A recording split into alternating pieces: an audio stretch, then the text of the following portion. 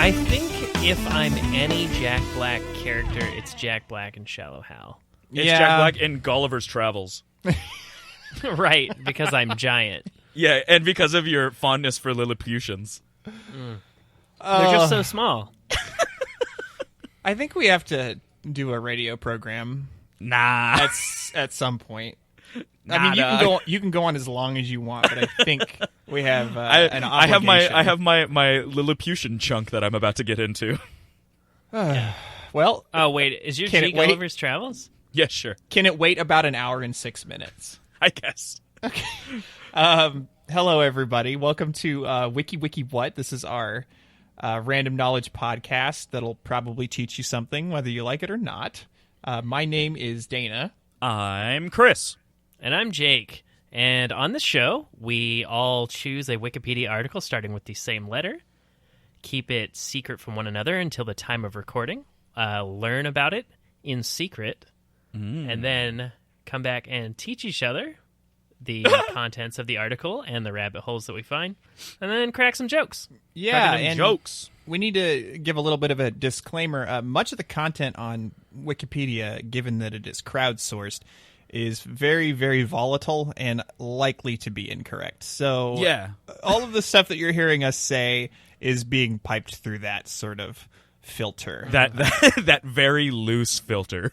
Yeah. It's like a sieve at a beach. Yeah. So we go alphabetically, and this being the 7th episode, that means that our letter is G. G. G unit. So I think what we want to do is give a little teaser to each other so we can see who's we elect to go first. And I think I'm going to nominate Dana to go first with his teaser. All right. There's only so many times we can do this bit where it's going to be funny, so I disagree. I guess I'll just I think agree it can to happen every time, dude. So my hint is the greatest clues to our inspiration are not what we take in, but what we let go. Ooh. How mysterious does that sound? It's Gaston from Beauty and It the is. Beast. You got it. It's Gaston. I got it. I'm gonna go eat a whole cup full of eggs. No one eats eggs like Gaston. Jake. Oh, man. Once again, I did not write my clue ahead of time. So He's searching for keywords right now. He's like, oh, Yeah. it's like a spooky town. A spooky kabuki? a spooky town. Okay, Spooky town. All right. Spooky town, USA. And mine is about a family of Scotsmen who settled in Brazil and what they went on to do. Okay. Oh. Spooky town. Spooky town. Spooky town, spooky town. town. All right. Well, The floor is yours, sir.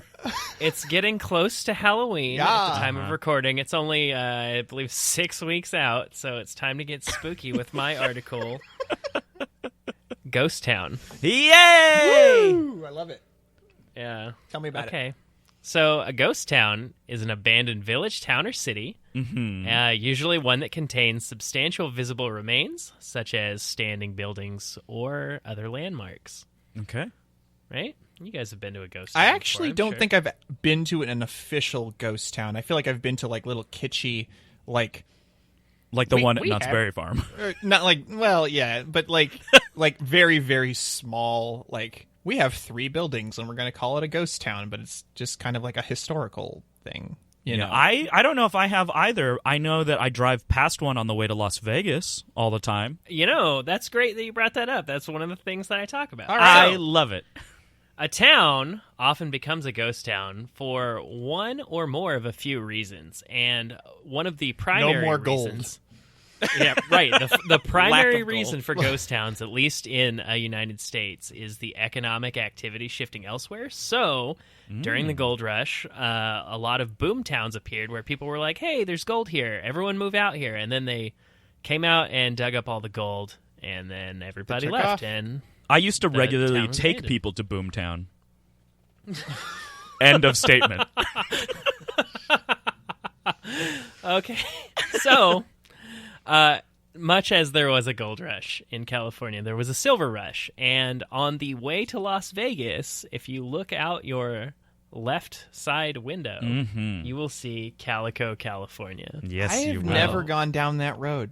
Like I've always just been going to Vegas. I've never taken It's that actually road. really kind of far out of the way. Yeah. It sure from is. the- It's like far off of 90 that freeway. miles or something, right? It's pretty far, yeah. So up on the hillside, you can see it says Calico that they made out of like gravel or something, and you can see it on the side of the road. So I was coming back from Vegas one time, and the people in my vehicle were like, let's go to the ghost town. And I was like, no, let's go home. We've been driving for 3 hours.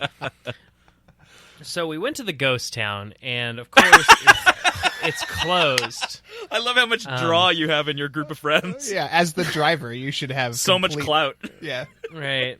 So yeah, so it was closed. It's curated, and you have to like buy tickets and stuff because there's tours, and if you show up too late, they don't let you in. Oh. But yeah, it's some. I kind beat of up was little just buildings. like the romantic, in me is just like those towns are just sitting there, and you can just kind of just exist. you could just drive through them. Like, I guess that's not the way it is. So there's actually a pretty significant preservation of ghost towns, like naturally in California, just because it never rains here, and a huge contributor to the like decomposition of buildings is rain. So there are a lot of buildings that just have lasted forever because it rains like once every 100 years. Oh, here. that's crazy. Yeah. Take that, climate change. Yeah. Climate changed my ass, right? That's right. Okay, so reason 1, economic activity shifting elsewhere. Reason 2, human intervention. So what? changing of infrastructure leads to the creation of ghost towns. For example, when railroads or main thoroughfares no longer reach towns, the population can dwindle. Sure. So this happened a lot with a lot of the towns on Route 66 once I-40 and 44 were built through the desert. Right. So, yeah. Also, the construction of dams has created a lot of underwater ghost towns. What? So there's so there are places. There's a place called Loyston, Tennessee, where the Norris Dam was built, and they were like, "Hey, sorry, we got to flood your town." So there's just a town underwater. So there's just like and- a bunch of tiny little Atlantises in the United States. Yeah, That's It's cool. the plot. It's the plot of "Oh Brother, Where Art Thou?" Oh, no, it isn't. Isn't it? No. Oh no, they break Oh, a brother, dam where and then art it thou floods is a town. is the Odyssey. Yeah, no, but there's a portion in it where they're like going to get a ring because George Clooney's wife won't take him back unless he has a ring, and so he has to go back to the house they were evicted from because they're about to flood it. I don't know. I forget if they're releasing a dam or building a dam. Either way, underwater. It's a good movie. Great movie. Super Great music. Super good movie. Is that what this is about? We're talking about "Oh Brother, Where Art Thou?" Right, Jake? Yeah, we're getting to that. I didn't write anything about it, but if you just want to talk about it for the rest of my segment, you can go ahead. I Go ahead. acquiesce. Go ahead. So, human intervention. Massacres happen. So, massacres can lead to the creation of deserted towns. What number was that on the list? This is number... Well, I'm still is under inhuman, human yeah. intervention, which is 2, so this is Okay. 2C. 2C. Yeah, so... Actually, pretty high on the list. there was a French village named Oradour-sur-Glane that was destroyed on June 10th, 1944, when Nazis marched up in there and killed 642 of 664 people. Oh, yikes. No. So they built a new village nearby, but left the ruins of the old town as a memorial, and they kind of like cleaned it up. And, Oh, okay. yeah, so Yikes. That's yeah. terrible. I've heard that Nazis were pretty bad guys. Terrible. I'm starting to not be on their side. Yeah? You're starting to All right, tip that direction. Yeah, really. Reason 3 ghost towns appear. Disease or contamination. So continuing along the significant fatality rate. Some towns in eastern Arkansas were abandoned in 1918 and 1919 You don't say abandoned. 7,000 people died from the Spanish flu, so they were like, we got to get out of here. And the Irish potato famine, which I found out they don't call it that in Ireland. They call it the Great Famine, led to the abandonment of many settlements between 1845 and 1852 because approximately 25% of the population either died or left the country. Sucks. I know. All right, so part 4, disasters. Yes. So there's this town called Pattonsburg, Missouri, and they recently relocated about 20 years ago to a location about 3 miles away from where they were before because their town flooded over 30 times between 1845 and 1991 or something. Wow. So they were like, this is getting ridiculous. So they just packed up and moved uphill and Just pretty reestablish the town in a place that made more sense to have a town. Yeah, it turns out that there's actually a lot of bureaucracy involved with moving a town. Oh, go figure. Normally, if people get up and like resettle somewhere else and they make a new town, they kind of have to like rename it and like redo all the zoning. So what they did is they purchased all of the land between where their town was before and where it was moving to and just called it like the same town. Man, you remember the frontier when like there was just space to actually move to and you could just do things, plot down and go, hey, it still exists, baby, just not in California. Town time. Here we are.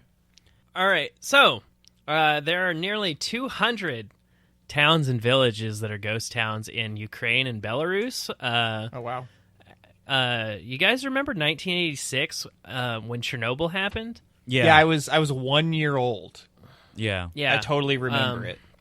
So there is a town called Pripyat, I believe is the pronunciation, which is one of the most famous ghost towns and is definitely the most famous ghost town as a result of the Chernobyl accident because it was a town that had a population of nearly 50,000 people, and the town was created specifically to house the people who worked at Chernobyl. Oh my god. So so it's still so radioactive that people can't go back. Yeah, so pictures of that place and like just the areas around Chernobyl are still just so eerie. Like I think I've seen like it was either Vice or something where some guys they put on radioactive like protective suits and they were taking pictures all over the place and like running around. Like I think they skateboarded there too. Yeah. But that sounds like something Vice would do. Yeah. So similarly to Chernobyl, there's a town called Tomioka in Japan, which was abandoned following the 2011 Fukushima disaster. Yep. So people are like drawing comparisons there. So, here's the part where I started collecting a lot of research about fires that have been burning for a really long time, and that's kind of the rest of my article. Okay, go for it. So there's a ghost town in Pennsylvania called Centralia, and it had its population dwindle from about 1,000 people in 1981 to only 10 in 2010. Oh, wow. And what happened was it was a coal mining town, and in 1962, the suspicion is anyway that somebody went into a abandoned coal mine and chose to burn trash there. And I think I've heard about this. So while they were burning trash, they accidentally ignited a coal vein. And it has been burning since 1962. Oh my god! And it's burning an area over an 8-mile stretch in about 3,700 acres. So it's just been burning and burning for like 54 years. And scientists estimate that there's enough coal that it could continue to burn for 250 more years. Oh my god! So as a result of the ground being on fire for 50 years, the state of Pennsylvania claimed the town under eminent domain and condemned everything in the entire city and like discontinued the zip code and all of this. So there's still 10 people living there. And I was going to say, yeah, there were some holdouts. Yeah, the state was like, all right, look, you can stay here till you die, but as soon as you do, all of your property belongs to the government. Right. So, oh my gosh. Yeah. So the oldest known coal fire, I was like, 54 years, pretty good. But there is a coal fire at Wingan Mountain, a.k.a. Burning Mountain, in New South Wales, Australia, that's been burning for about 6,000 years. What? Excuse me? Yeah, this mountain is just on fire, and Is it a volcano? Yeah, that's what I was going to say. Are they sure it's not a volcano? I was going to say, like, is there... people, they thought it was a volcano at first, but they soon... Is it just like a whole that it bunch was on- of natural gas, like, eking out, or... No, it's coal. It's just coal. It's coal Okay. burning. Yeah, so it's wow. been burning for 6,000 years, and the fire is moving in a southerly direction at a rate of about 3 feet per year. So That's insane. it's kind of slowly spreading. Eventually, the entire world will be on fire. Yeah, because the fire is going to learn to jump, like, water. Oh, baby, Yeah. there's ground underwater. It's going to go under the ocean. It's going to go under the ocean. Yeah. It's going to be so hot that the water won't extinguish it. So there's a large oil field in Iraq called Baba Gurgur, and it was discovered in 1927. The oil field is about 40 meters in diameter, but it's always been like a little bit on fire for the last 2,500 years. A little bit on fire is my new Yeah. record name. Okay. So it's been burning for 2,500 years, and some scholars and theologians believe that the eternal fire of Baba Gurgur is the fiery furnace mentioned in the book of Daniel that King Nebuchadnezzar threw people in when they refused to worship his golden idol. Nice. Which I thought was kind of interesting.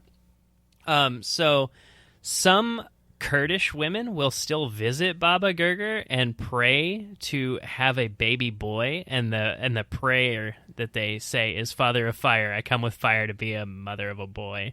So they show up, and this practice kind of like dates back to the time where people worshipped fire and the sun and Yeah. all of this. So they've been visiting, trying to have babies like you do.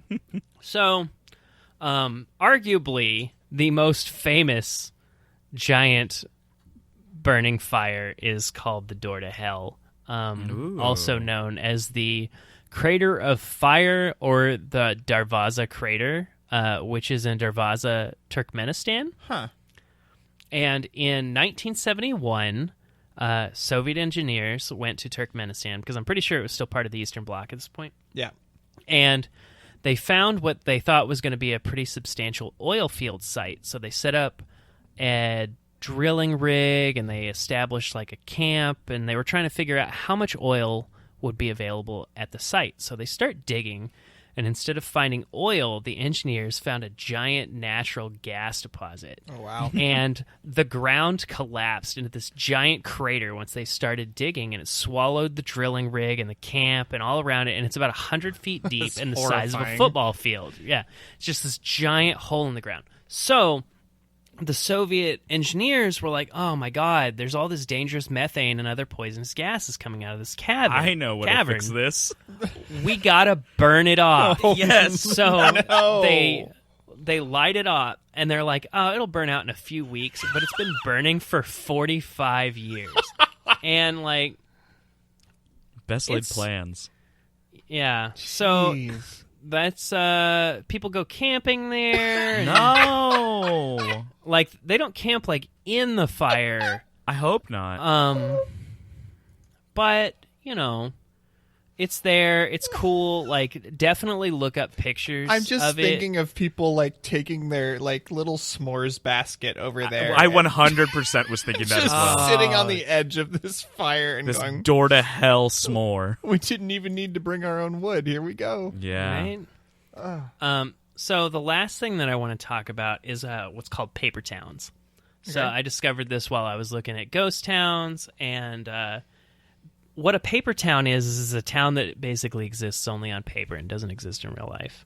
And a lot of times they are either mistakes on maps or are copyright traps. Surely they've figured all of these out by now and gotten rid of them. No. Oh my god. The copyright trap one still exists. So oh my god. there's this town. So what they do with these copyright trap towns is people who make maps will add things to maps that don't necessarily exist in areas where people are unlikely to go. So that in the event that someone is trying to make a map, they can tell if there's been copyright infringement if the thing that they made up is there. Yeah. Huh. So, But also maybe map makers maybe relax. Maybe cool it a little bit, right? Maybe Right. maybe the world is the world and we're just trying to get around, right? they got their gotcha map making. So there was this town that was a copyright trap a while, like 100 years ago. It was called Aglo, and it was on this map in New York. And the people who were making the map created the name out of an anagram of their initials. Nice. So later, Rand McNally publishes a map, and it has Aglo, New York on it. Ooh. Huh. And the people who made the first map, which I can't remember the name of right now, which, I mean... It's probably this is Anthony, Gregory, it's Oswald, and Aglo. Lucas. Let me And just- Waldo. Let me just look this up real fast, okay? Do it. Yeah. So, General Drafting created the map. So then Rand McNally makes a map, and they put Aglo on it. And General Drafting is like, gotcha! That town doesn't exist. We got you with our trap. And then Rand McNally's lawyers come back, and they go, no, we went to Aglo, and it's there. So what had happened was in the 1950s, a general store was built on the map where Aglo is. And the people had seen the previous map, and they were like, oh, I guess we're in Aglo. So they made the Aglo General Store. So when Rand McNally went there, Nice. it was a real town. Nice. So the copyright infringement was thrown out. It's a self-fulfilling prophecy. So the store went out of business, but Aglo continued to appear on maps through the 1990s, and it appeared on Google Maps until really recently. But since the town or the store went out of business, Aglo doesn't exist anymore. So it existed for a brief moment, and now it's gone, and it's not on Google Maps anymore. Like Aglo is like a plot of like 750 square feet, and that's it. That's like really sad. And then this comes up in a book called Paper Towns by John Green, published 2008. I didn't read it, but it's about some guy who has a girlfriend who lives in a town that doesn't exist, and he's trying to find her. I don't really know. Right. They made a movie about it. Cool. They made a movie about it recently. All right. Yeah. With So the Enchantress. that's it. Awesome. There you go. I loved it. Well done. I'm proud of you. Proud Thanks, of you. Mace. It was a good topic. All right, what's next? Yeah, Jake, you get to choose. Do you want Brazilian Scotsman, or do you want Dana's cryptic message? I want to hear about some Brazilian Scotsmen. All right. All right. So I decided to do a little research on the Gracie family. Okay. Who, if you don't know, they are the Oh. proprietors of Gracie Jiu-Jitsu. They essentially I have they're no idea what you're talking about. okay. Well, you should after these kickboxing classes you've been taking at the UFC gym. George Gracie is kind of the Scots person. He's from Karen Hill Estates, and he decided to immigrate in 1826 to Brazil. There were other people born, different generations happen, and then from George was the son of okay, here, let me go. So there's George Gracie. He was the son of James, who was born in 1772. And then George Gracie married a woman named Jean Patterson, and from George was born Pedro. And from Pedro was born Gastão. And then Gastão was the father of Carlos and Helio, and those are kind of our two main players. All right. So Carlos and Helio Gracie, they're 1/8 Scottish. Their father, Gastão, lived in Brazil. He is from Rio de Janeiro, but he took a job and moved to Belém do Pará and was working as a business partner of the American Circus. And in 1916, there was this Italian circus show that came through, and traveling with them was a Japanese man named Mitsuyo Madea, and he was a Japanese judoka, so he did judo. Right. And was a prize fighter and like did exhibitions and people would come and watch. So Carlos, the son of Gastão, would watch the judo demonstrations and decided he wanted to learn judo. So that's what he was doing while his father was working for this circus. Later on I think in 1921, following financial hardship for the circus, Gastão moves his family back to Rio de Janeiro. At this point, Carlos had already learned judo and has kind of been adapting it because he learned it in kind of an abrupt fashion. So he kind of worked it into his own. Wait. Define abrupt. Well, they were there. So the 1917 to 1921 was all his opportunity. They're just so like, 4 you years to learn judo. Exactly. To try to 4 years to try to become a master of a martial arts is a kind of a non-starter. It just can't happen. Sure. So right. he could learn the fundamentals, but he was never going to become like a high-level judoka. Yeah. So what he did, however, do was learn to adapt it into his own kind of fighting style, and they decided to call it Brazilian Jiu-Jitsu. It's so Jiu-Jitsu existed, and it's a different martial art, but it's more kind of it's a derivative of ninjutsu. But this was Brazilian Jiu-Jitsu. So Jiu-Jitsu is more of a grappling art. It's a matter of understanding anatomy and manipulating joints. So Carlos kind of was the it's close beginner to of it. Krav Maga, isn't it? No, Krav Maga is a terrifying, actual murderous thing. Okay, Krav Maga created by the I don't Israeli have the right Defense information. Force. Then okay, Yeah, Krav Maga is straight up terrifying. Okay. Brazilian Jiu-Jitsu is more manipulation, and it's kind of a Krav Maga. If you learn that, it's because you want to kill somebody. Brazilian Jiu-Jitsu, you learn because you want to be able to defend your friends and family, and also All right. live the warrior spirit in a martial art. Okay, so Krav Or Maga you is want to for do honorable. UFC. Yes, Krav Maga is for murdering. It's a very efficient way of murdering. I actually have seen a video of a guy training Krav Maga, and he was like, in most martial arts, you try to avoid eye gouges and like fish hooking the mouth. In Krav Maga, you're going almost exclusively for the eyes and the nose, because once you make their eyes water, then they can't see you as well, and then you can kill them. Wait. They teach Krav Maga classes. Like, do they really teach you to go for? No. That's like when America got in love with Red Dragon karate. It's not real karate. All right, continue. Okay, so Brazilian Jiu-Jitsu. So Carlos was kind of cultivated it and like taught it. His father and his uncles kind of learned a little bit about it. But Helio, his brother, was very sick growing up, and so he was actually not really able to partake in all the training. But he, later on, kind of defeated his illnesses and became healthier. And there's like no sight of what his poor health was. It just says that, yeah, he had poor health. So he was ill and like didn't learn, but later on learned. He was addled. Yeah. So for a number of years, the Gracie family, they ran. It was a competitive. It was a monopoly on a style of fighting, or it's called Vale Tudo.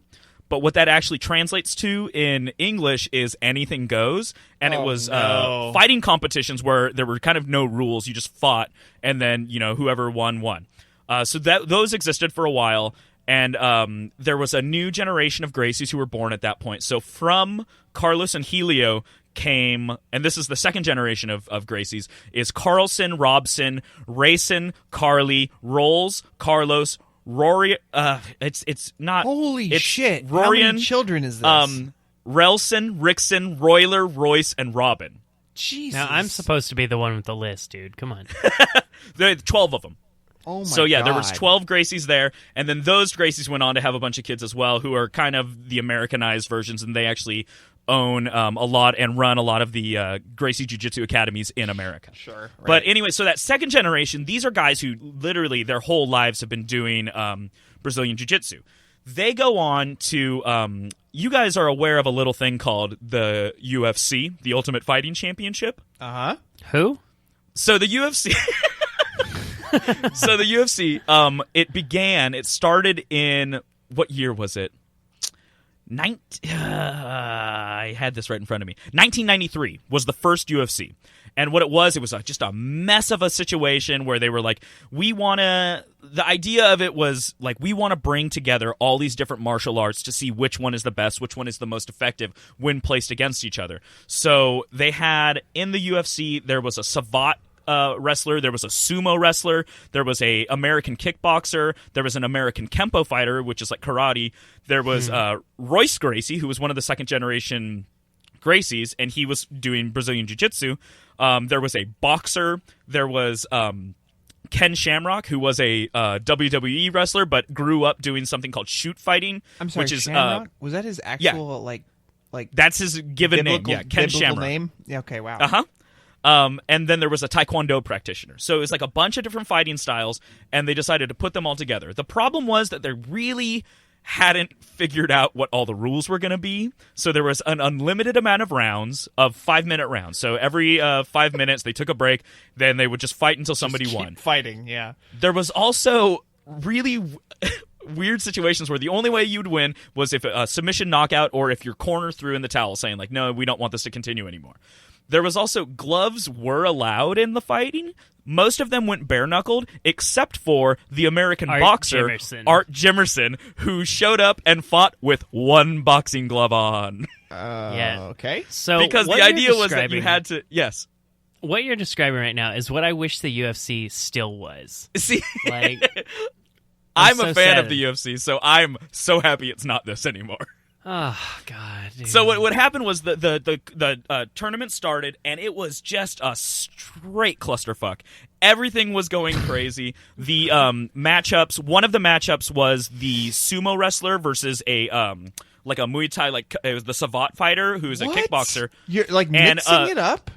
Yeah. That was so the they point, go dude. in and they fight. The sumo wrestler charges across the ring at the kickboxer. The kickboxer says, this seems like a bad idea. Steps to the side. The sumo wrestler kind of trips and falls down. And then while he's literally picking himself up, so he's like on his knees, pushing himself up, the kickboxer runs up, kicks him in the face, which was perfectly legal at this point, and literally the sumo wrestler's teeth showered and flew into the audience. Oh my God. So that happened. That's See, so a it's sumo so wrestler imbalanced. wasn't expecting that because normally the sumo wrestlers don't kick each other in the teeth. Yeah, exactly. So that was one of the opening matches. Then there was one where the American kickboxer fought a American kempo karate guy, and that one I believe ended when the karate guy, I think it was the karate guy, got the kickboxer to the ground and straight up just started punching him in the testicles. Oh no. Anything goes. Yeah, so that was the stop of that one. Then there was a very interesting match, and it was between Royce Gracie and Art Jimerson, the boxer. And so this was a kind of the one that a lot of people were interested in because the two head guys going into this were Royce Gracie. Everyone kind of, if you were in the martial arts, you understood that jiu-jitsu was a interesting thing. Nobody just had seen it against other arts. And Ken Shamrock, who was another grappler, but was also just ridiculously muscled. So this one was the boxer versus Royce Gracie. They go in. The Royce is kind of keeping his distance. He also had a full gi on. Now, when you see mixed martial arts, they're wearing just the shorts. Right. He had a full gi on. So he ends up getting the boxer onto the ground, and then he's kind of grappling with the boxer. He gets on top, and the boxer freaks out and just taps out before anything even happens. He just didn't. I don't he even want wasn't to happy. deal with this. Exactly. So he taps out. Then Ken Shamrock fights the Taekwondo guy. He gets the fight to the ground and ends up submitting him. So the semifinals are the savate fighter versus the American kickboxer, and then Royce Gracie versus Ken Shamrock. Really, the Royce Gracie versus Ken Shamrock fight was the championship fight. Was the one.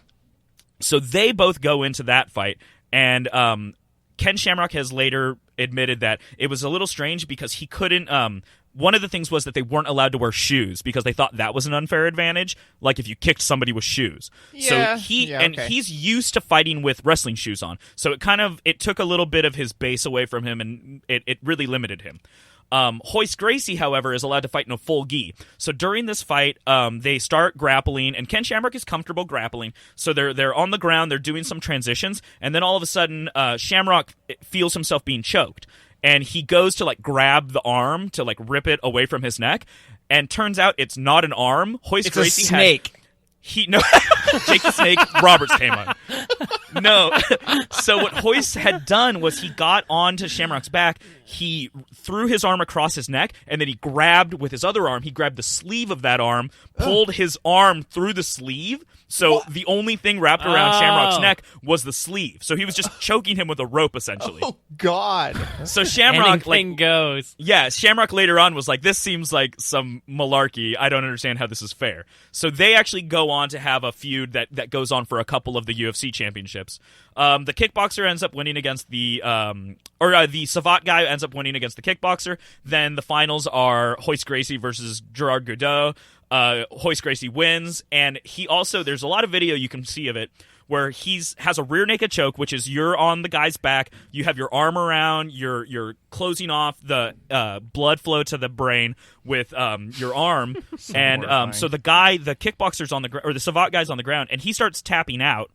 Hoist holds this choke for a solid 6 seconds after this guy's tapping out, which there was a lot of slack, and people gave him a hard time about that. But that's kind of the Gracie tradition.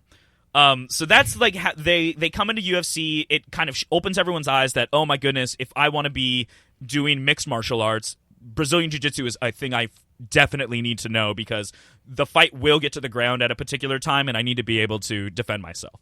So that's kind of the beginning of mixed martial arts and what it's kind of become now. But they've also gone on to do just straight grappling competitions.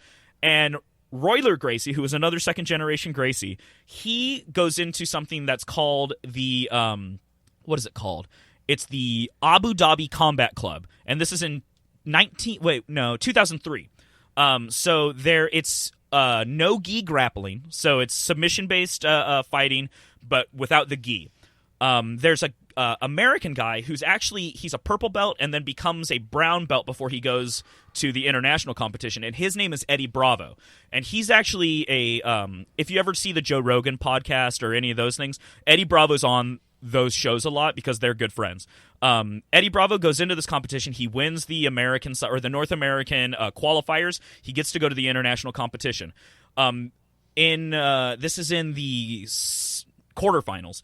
Eddie Bravo is paired up against Royler Gracie. Everyone thinks it's a Gracie. He's for sure going to make it through. There's no way that he's going to get tapped out by this brown belt. Eddie Bravo has been doing a different kind of defense, a non-traditional Brazilian Jiu-Jitsu, and it's called the rubber guard. And apparently Royler hadn't... Yeah, he hadn't been kind of exposed to it as much, and so Eddie Bravo actually ends up beating Royler Gracie using a triangle choke. The next round, he actually ends up losing, but it's just it really sent shockwaves throughout the Brazilian Jiu-Jitsu community, because they were like, oh my goodness, he beat a Gracie doing something that was non-traditional. And so Eddie Bravo has gone on since then. He's actually opened up in Los Angeles, actually. He has his own jiu-jitsu schools. They're called 10th Planet Jiu-Jitsu, and he basically really focuses on what's called the rubber guard. And there's all these weird things, and different MMA artists have actually gone to him to train with him, and it takes a lot more flexibility. And he has gone on record, he's been very really open to try to be honorable, and really telling the Gracies, in no way am I trying to disrespect gi jiu-jitsu. I think that that's a separate thing. What I think is what I'm doing is more in tune for MMA grappling. So I was going to ask, actually, when he used those techniques, what was the initial reaction from the audience and from the organization, where they were like, what Yeah, no, he'd been developing it, and it wasn't anything. It's nothing like super crazy. So basically, what it is traditional jiu-jitsu. Your defensive position when you're on your back, it's called the guard. And generally, what that is somebody's kind of mounted you. You want to have both of their legs in between your legs, so and then you can like lock your feet together on the small of their back. And what it does is it keeps their body close to yours, so they can't maneuver as well, and they don't have access to some of your limbs. It also heightens the pleasure. And then generally you're doing head fighting and like going for chokes and defending things. What rubber guard is it's really interesting, and there's a position called mission control, which is instead of having your feet locked at the small of the back, what it is you bend your legs up to where ideal situation with rubber guard is you have your feet crossed on the back of their neck. Oh. And so, like, what happens at that point is you actually have access with your hands where you can, like, hook one of your feet under your armpit, so it holds their whole torso close to yours. God. So it takes away mobility of their arms, and it really lets you get into a lot of advantageous positions. But so they've gone on, and they actually had there's a different jiu-jitsu. It's a grappling competition called Metamoris. And at Metamoris 3 was going to be the rematch between Royler and Eddie Bravo. Yeah. And so this was in 2014. So a lot of time has passed. This one was a time limit. There was one round. It was 20 minutes. And this one ended up in a draw. But even with it ending in a draw, Eddie Bravo, in my opinion, and in a lot of people who have viewed it, in their opinion, was in control for the gross majority of the fight. So it's kind of like he's been really respectful and not just trying to say like his is better, but in particular situations there's a big advantage to doing rubber guard and doing kind of Eddie Bravo style jiu-jitsu. But that's the Gracie family. You did it. I did it. Thank you, Christopher. That Yes, is sir. fantastic, dude. Thank you so much. No problem. There's so much thankfulness. Who's next? Well, Who's next? I think Jake, it's I'd like me. you to go again. Yeah, go again. All right, I got some more facts about underground fires. So my hint was So tempted. The greatest clues to our inspiration are not what we take in, but what we let go. Mm-hmm. I'm doing my topic on garbology. Of course you are. Please elaborate. Garbology is the study of modern refuse and trash. It was pioneered as like an actual academic discipline at the University of Arizona by a man named Way to go, Arizona. right by a man named William, and I'm not really sure how to pronounce this name. I think it's Rathje. Okay. That sounds right. It started in 1973 and actually originated from an idea that two students had for a class project. It has since become a major source of information on like the nature of changing patterns in modern trash and thereby human society as a whole, because, you know, what better way to learn about us than through our droppings. Refuse. Our leavings. There you go. So let me actually ask you guys something, and I'll start off by answering the question myself, but what is something that someone might discover about you by going through, say, a week's worth of your trash? For me, I feel like one would probably make the assumption that I'm some sort of anti-ecological heathen, because I do like 92% of my shopping through Amazon, and I generate cardboard waste on a magnitude that is much larger than the interior storage of my recycle bin. And it's actually so bad that it's to the point that I have to sometimes put some of that cardboard into my regular trash just to avoid the overflow. And I feel like an asshole like every week because Just start burning it. I got to get rid of that trash or I'm going to drown in Amazon boxes. Yeah, you dude. go. Just take those cardboard boxes down into an abandoned coal mine. Yeah. There you go. Burn them out. All right. So what about you? I had a I don't know if this is exactly on topic, but after I had my room burned down that one time, I remember having to itemize. This is like a similar thing where I had to itemize all my belongings my favorite thing was when I itemized a briefcase full of pornography. Because I was like, it costs money. I want There's insurance. value. Pony up. There's value there. So I guess that I'm a pervert. Okay. All right, Jake. I guess if they went through the trash that I generated in the last week, they would assume that I hate socks. Because I went through and I cleaned out my closet and I cleaned out my sock drawer. And so what I normally do is I don't match or pair my socks. I just kind of like reach into the sock drawer and try to grab two that are like approximately the same length and thickness. That makes me so mad. Well, it's for me. But I went through and I just threw away. He's a free spirit, Chris. That's what he likes to do. I threw away socks that no longer had a partner of like approximate length and girth. Jacob, this is the most like what variety of socks do you have? This is such an egregious and wasteful like methodology here. Well, I mean, the reason that they no longer had a partner was because the socks were so old that they had holes in them or something. Okay, so it's I also threw away probably 4 pairs of jeans that I'd just like blown the crotch out of. Nice. You know why? Because you have that big old Rasputin dick. Call back. All right. I'm going to just go ahead and move on. Yes, sir. What did you want me to say? Garbology. I think was the So, interestingly enough, the studies of garbology and archaeology overlap like a whole bunch because fossilized trash actually preserved in what are called middens are usually the only remnant of ancient populations that can actually be found. So a midden is like an old dump for domestic waste that consists of like animal bone, human excrement, botanical materials, vermin shells, lithics, and like all these other artifacts and ecofacts that are associated with past human occupation. So for societies that didn't leave behind buildings or writing or tombs or anything like that, all we really have to go off is their garbage. So that's where we get most of our information on like really, really early civilizations. In fact, ancient trash sometimes contains information that we actually can't get in any other way. Like food remains. Sometimes there's like pollen traces of plants that lived in that time, and like broken tools. So like I mentioned earlier, in 1987, William Rathje, I really hope I'm saying that like even remotely close to I say I've done so many weird names, and you just jump in feet just first. roll with it. He started some garbology excavations that were primarily aimed at learning the ecology effects behind our trash.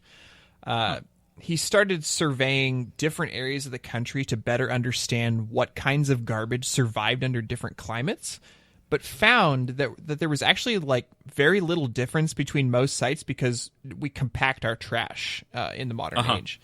And so I'm actually wondering if this is sort of similar to that giant snow pile that was in Boston last year. Did you hear about that? No. Okay, so Boston had this really terrible winter in 2015, and they had this like huge snow pile which is a really interesting kind of tie-in with the fires that have been burning for a long time. There was the snow pile in Boston till July. Okay. What? Yeah, so the only reason that this snow pile stuck around was, I think, because it had compacted into this big pile, and all the really cold stuff on the inside was essentially shielded from the elements, and it just stayed frozen. It kind turned of like a glacier. It turned like an igloo. Yeah, it's like almost like a glacier, like a mini glacier, and it stayed sort of self-preserved. And so what William Rathje was like, I can't really get a reading on this trash because most of the trash inside the compactedness is not exposed to the elements. Yeah. So it's not like wasting away. So I think it's kind of the same thing. So his studies at the time caused like a huge widespread consciousness in America about what they were throwing away. And I kind of wanted to check with you guys. What do you think are the 3 most common types of trash that exist in landfills? Top 3. It's diapers and like feminine hygiene products, because I think those just like never degrade. What else? You got two. What do you? What Body parts. else? Oh, wow. So, I'm gonna say plastic bottles, okay. Oh, water bottles. Yeah. water bottles. So- I don't know. Most Americans Swords? thought that the most thrown away items were diapers. So Chris got one of them. Yeah. Fast food containers Makes sense. and styrofoam. Yep. So it was believed that these three items, people believed that these were the most, that landfills had the most of these items because they were the brightest and the easiest to spot, right? So the kicker is that diapers, fast food containers, and styrofoam only amounted to less than 3% of landfill waste. So he actually found that 20 to 24% of landfill waste was plastic, 40% was paper alone, and What? 13% of that paper was newspapers. And he noted that this was really ironic because newspapers were usually the ones that were reporting about waste and pollution, but it was those same newspapers that were clogging all the landfills. So, When was this study done? in 1987? Okay. Um, It's probably not newspapers anymore. yeah, probably not. It's probably iPads. Yeah, it's just a whole bunch of iPads. Everybody's throwing away those iPads. He also made the prediction, and remember, this is in 1987, that in the next 5 years, 50% of the landfills open at the time would close. Yeah. He really thought recycling was going to take off, He huh? really thought it was going to hit. So do you have info about whatever Nordic country it is that, like, is out of garbage because they recycle everything in your... I'm gonna continue. All right. So he also found out that in an effort for states to prevent themselves from just becoming these giant trash colonies, they would actually just ship their garbage to other states so they didn't have as Makes much. sense. Dang it. Okay. So we're just moving our shit around to kind of improve our own image rather than actually doing something about it. It's the Ponzi scheme of garbage. Yeah. And poor Michigan is desperately trying to take these measures to prevent their state from being the landing spot for the whole country's trash. Nice. Interesting to note, they actually found out that most of the rise in their trash rates are because of trash imports from Canada. Hey, Canada? Oh. Hey, Canada? Listen. You've got a really attractive prime minister and everything, but maybe stop dumping your trash in Michigan. Thank you. Yeah. Be a better hat. Right. So, where do you think the word garbology first started? You already said Arizona State, didn't you? No, wrong. It was actually invented by a crazy guy named A.J. Weberman in 1971. God bless A.J. Weberman. He coined it to place a term on the fact that he was going through Bob Dylan's trash. Nah. So I'm going to go into a story here. I had to find out a little bit more because, hello. So, Bobby D. A.J. Weberman was a self-styled Dylanologist and a yippie, which I don't know if you know what a yippie is, but it is a politically active hippie. Uh-huh. And he was basically Bob Dylan's number one stalker. In 1969, he used a computer at a university to cross-reference all of the words used by Dylan in his songs, and he was hoping to create this kind of like Rosetta Stone to understand Bob Dylan and like what his inspiration was. No. And he called this printout the Bob Dylan Concordance. And printed out and stacked up, it was over a foot high. So just to give you Nice. a Bob benchmark, Dylan says a on lot it. of words. A lot of words. So this wasn't enough to fully grasp the true metaphorical and allegorical genius of Dylan. So the dude basically found out where Bob Dylan lived and just started picking through his trash and harassing his family. You know, I think I have a guy doing that to me. No, that's just Long Beach, bro. So A.J. Weberman was just oh my god, he's just this crazy guy. He was teaching a class called Dylanology. He was staging these demonstrations with his students outside of Bob Dylan's house. And he was trying to. May I interrupt real quickly? Sure, go for it. He was teaching a class. He was a professor of some sort, Not or just like no, to the public. Too much credit you're giving this guy. Okay, he was just teaching sort of a yippie class. Like they were just. Okay. It was in the Yippee newsletter. It was in the. I think it was in the back of the co-op. That's what it was. So he's giving he's staging demonstrations in front of Bob Dylan's house, trying to convince him to join in protesting the Vietnam War. But it just ended up just like really pissing Bob Dylan off, if you can imagine. So it got to the point where at one point Bob Dylan tried to even just befriend this guy and like gave him his phone number and like just to see if that would get this guy to like leave him alone for a while. To relax, yeah. But as you can probably guess, it only made things worse.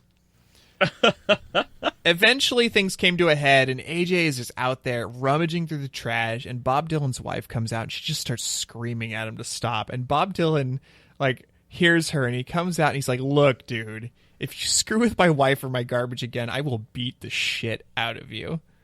And sure enough, a couple days later, AJ is just hanging out on the street and Bob Dylan rolls up, takes him down and just starts punching him. And then he just gets up after a few minutes and walks away.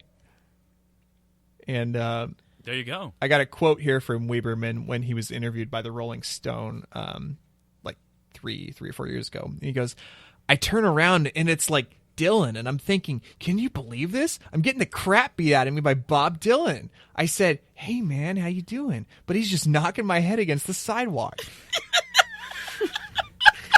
Then he had to change the syllabus after that. He's little, but he's strong. He works out. I wouldn't fight back, because I knew I was wrong. He gets up, rips off my free Bob Dylan button, and walks away. Never says a word. And that was his quote from the Rolling Stone. I can't wait until they do the biopic on this man and Bradley Cooper plays him. So I guess this guy never really interacts with Bob Dylan from that point on, but he's involved in all this other crazy shit, as you can imagine. I didn't really go into it. But the funniest part is, in 2001, he's busted for money laundering connected to the sale of marijuana. Uh-huh. The evidence for which was discovered by federal agents who, you guessed it, went through his trash. Oh, hoisted by his own petard. Poetic. That's the ballad of A.J. Weberman. Oh, Weberman. I have a few closing facts for you fellows. A few more garbology facts. Hit me. Pulitzer Prize winner Edward Humes estimates that the average U.S. citizen produces 93 tons of trash in their lifetime. Oh, no. That's per person. That makes me feel horrible. Really? I do feel bad every time I take out the trash. I'm like, God, how did I make this much garbage? Scientists are they're currently studying, and you probably know about this, a giant floating mass of plastic trash in the Pacific Ocean called the Great Pacific Trash Vortex, which is this massive gyre of marine debris that is twice the size of Texas. Holy shit. I've heard that there's like very, it's because of density and stuff like that, that it changes size so much that there's like gross disparity between measurements. Yeah. But it is still a horrible thing. It is a massive, inexcusably large mass of trash. Mm-hmm. Yeah. So scientists are also trying to figure out what they can do with methane that's coming off of landfills and like trying to turn that into electricity. And Copenhagen in Denmark is the most efficient city in the world with garbage. Only 3 to 4% of the city's trash actually ends up in landfills, as compared to the 69% average of cities in the United States. Go USA! We're number one. We're number one. One? So their trash is mostly incinerated, and actually in the process of the incineration, it's used to generate electricity because that's smart. Yeah. And 6 out of 10 Danish homes are heated in that particular way. Nice. I got a couple more. The watchdog group Trinity Foundation used investigative garbology to actually find out that the crooked televangelist Robert Tilton was just throwing prayer requests away after removing the money inside, like just Nice. throwing them in the garbage. Well, He didn't yes read and them? no. No reading. He just threw them in the trash. It's like when you get a birthday card and you're like, oh, this is nice. And you're like kind of like moving it towards the trash as you read it, you know? I give the money back. That's how generous and like thankful I am. Wow. I open a birthday card and I read it, I cry, and then I give the money back to them. I have seen your collection of framed birthday cards. I cherish them. You are a real sensitive soul. I'm a peach. So the last fact I have here is in some countries, garbology is actually illegal unless it's being used by the country's intelligence services. So you're not allowed to Yeah. go through people's trash. That's all I got. Garbage. Hey, All right. great Garbology. job, dude. Yeah, great job. Thank you. Thank you for listening. Dude, thanks. And Thanks for teaching me so much about trash tonight. yeah, and thank you all at home for listening to me talk about trash for 20 minutes. Yes. All right. All right. Are we done? Yeah. That's 3, baby. That's our Do that's our podcast. we want to tag in the guest star? Have a fourth one? What? Alan Tudyk? Do you have him on deck? I've got him in the studio. Oh, my goodness. He It's a doesn't. Let's good hear it. joke. He doesn't. It's a. Just Oh, shut you're a up. liar. Just shut up He and was- take us out. He was the pirate in Dodgeball. He was. All right. Okay. Go ahead. All right. Okay. So, thanks everybody for listening. Like us on yeah. Facebook. Follow and retweet us on Twitter at _WikiWikiWhat. Visit our website at wikiwikiwhatpodcast.com or send us feedback and suggestions at wikiwikiwhatpodcast@gmail.com. Like seriously, we want to thank everybody that's really been helping us, get out there and be seen. The best thing you can do is share our Facebook page, and go on iTunes and subscribe to it and rate it. Like that's the only way on iTunes that you can really climb the charts. So like if you like what you're hearing, share it with a friend, and We're really, really looking for those 5-star rating and no constructive feedback. Yeah. I want a lot of praise Just pat and a our- lot of stars. just pat our egos, right? Yes. Yeah, I'd just like to thank everyone for listening and kind of similar situation. Just share this if you enjoy it. If you don't tell people it's bad. Yeah. What are we If you- doing? if, What are we doing t- next time in 2 weeks or so? Tell your friends to listen to it, and if you don't have any friends, shout it at a stranger. So next, we're doing the letter after G, which is what's that, gentlemen? I think it's H. H. All right, and everybody, it's 3 a.m. Stop reading Wikipedia. Go to bed.